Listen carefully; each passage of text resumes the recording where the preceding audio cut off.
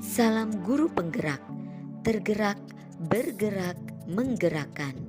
Saya Yanti Nurendang dari Kabupaten Garut, Jurnal Refleksi Modul 1.4 Model 4F, yaitu Facts, Feelings, Findings, and Future.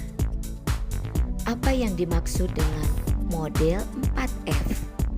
4F merupakan model refleksi yang dikembangkan oleh Dr. Roger Greenway. 4F dapat diterjemahkan menjadi 4P, yaitu pengalaman, perasaan, pelajaran, dan juga penerapan. Yang pertama adalah pengalaman. Pengalaman hal baik apa saja, hambatan atau kesulitan, serta solusi untuk mengatasi hambatan tersebut. Yang kedua, perasaan. Perasaan yang muncul selama pembelajaran dan apa yang dirasakan saat melakukan aksi nyata. Yang ketiga, pembelajaran. Pembelajaran dan hal baru yang didapat selama proses pembelajaran. Dan yang terakhir, penerapan atau tindakan. Penerapan yang akan dilakukan setelah belajar dari peristiwa.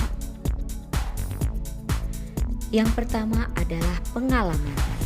Dalam modul 1.4 ini, saya mempelajari budaya positif dengan kegiatan yang pertama mulai dari diri, eksplorasi konsep, ruang kolaborasi, demonstrasi kontekstual, elaborasi pemahaman, koneksi antar materi, serta aksi nyata.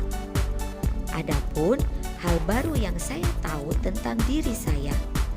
Setelah mempelajari modul ini, saya menyadari bahwa ternyata selama ini tindakan yang saya lakukan dalam menangani siswa yang melakukan kesalahan masih kurang tepat.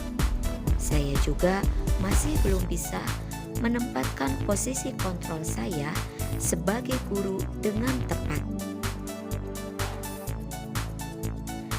Hal baik yang saya alami dalam modul ini, saya mendapatkan banyak sekali pelajaran berharga, yaitu disiplin positif dan nilai-nilai kebajikan universal, teori motivasi, hukuman, penghargaan, dan restitusi, keyakinan kelas, kebutuhan dasar manusia, 5 posisi kontrol, serta segitiga restitusi. Adapun hambatan atau kesulitan yang saya hadapi, teori yang saya pelajari dalam modul ini relatif baru, sehingga saya sedikit terhambat dalam menerapkan dan juga mendapatkan pro dan kontra dari warga sekolah. Adapun solusi dalam mengatasi masalah, saya akan berusaha lebih memahami dan menerapkan pemahaman konsep-konsep baru yang saya pelajari sehingga saya akan lebih memahaminya lagi.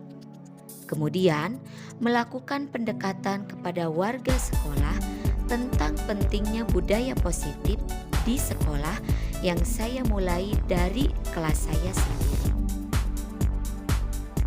Yang saya rasakan selama pembelajaran berlangsung, saya merasa sangat antusias sekali. Saya mendapatkan banyak pemahaman dan pengalaman baru. Yang saya rasakan selama melaksanakan aksi nyata, saya sangat bersemangat sekali, terutama saat menerapkan keyakinan kelas dan melaksanakan segitiga restitusi. Juga berbagai pemahaman bersama rekan sejawat. Saya mendapatkan respon positif dari anak-anak dan juga rekan sejawat dari aksi nyata yang saya lakukan, sehingga membuat saya lebih bersemangat sekali untuk menerapkan budaya positif di sekolah. Pembelajaran yang saya dapatkan selama proses pembelajaran budaya positif ini, di antaranya yang pertama adalah bahwa saya tidak bisa mengontrol orang lain dan hanya saya sendiri yang mampu mengontrol diri saya. Yang kedua, hukuman dan penghargaan tidak akan mampu untuk memperbaiki kesalahan murid. Sebaliknya, akan membuat murid tersakiti. Yang ketiga, setiap perilaku murid memiliki tujuan untuk memenuhi kebutuhan dasarnya. Yang keempat, seseorang akan melakukan sesuatu dengan senang hati jika ia meyakininya. Dan yang kelima, guru harus mampu menempatkan dirinya sebagai manajer dalam pembelajaran. Dan yang terakhir, penerapan restitusi yang baik adalah melalui tahapan segitiga restitusi. Ada banyak hal yang baru yang saya dapatkan. Di antaranya yaitu konsep restitusi. Ternyata apa yang saya yakini selama ini telah keliru dan hanya merupakan ilusi. Selama ini saya berpikir bahwa dengan memberikan hukuman dan penghargaan akan memberi efek jera dan motivasi, namun itu salah. Hukuman dan penghargaan sebenarnya sama, akan memberikan dampak negatif bagi siswa. Pilihan terbaik adalah melaksanakan restitusi. Yang kedua, keyakinan kelas.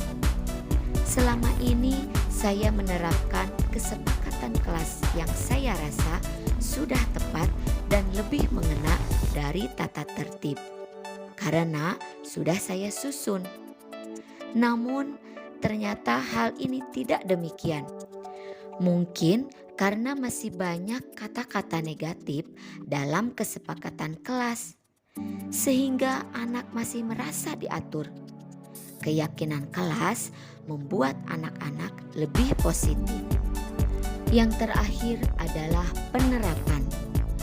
Ada banyak hal baru yang saya lakukan, yaitu tidak tergesa-gesa dalam mengambil tindakan ketika menghadapi anak yang melakukan kesalahan, melainkan mencari tahu akar masalah dan kebutuhan dasar apa yang tidak terpenuhi dari anak tersebut.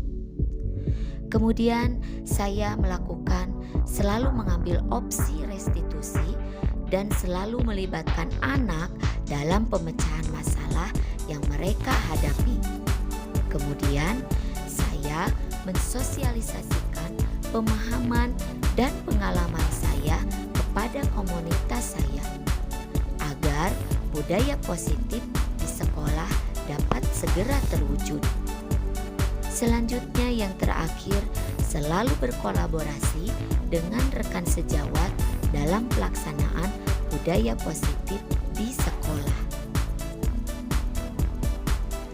Demikianlah pemaparan mengenai jurnal refleksi dwi mingguan modul 1.4 budaya positif. Thanks for watching. Salam guru penggerak, Indonesia maju. Wassalamualaikum warahmatullahi wabarakatuh.